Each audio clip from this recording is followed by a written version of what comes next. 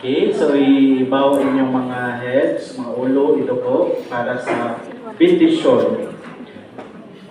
Langitong Amahan, mahigugmaon sa tanan, nagaday kami kanimo tungod sa paghatag nimo kanamo kang Jesus nga among manunubos. Ibendisyonan niya ang kabataan na miduol kaniya. Dawaton ang taniya nga mahinampon sila nga miduol kaniya karon, tanawa nga mahigugmaon kining kabataan o bantayi sila sa imong gugma.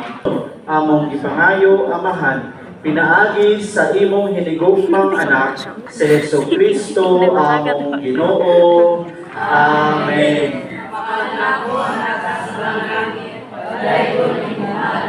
Mabuti na mo ang imong gikarian. Nay, tuman na yun.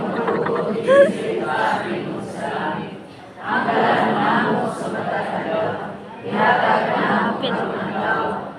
Masaywa kami sa among masala. Sige, galing sa iyong pagdor kami sa pagkanaw.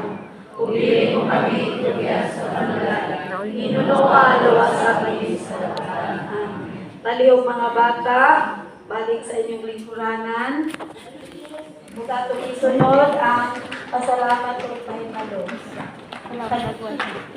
Magagula. Atong pasalamat sa ato ang nag-sponsor karong first Mass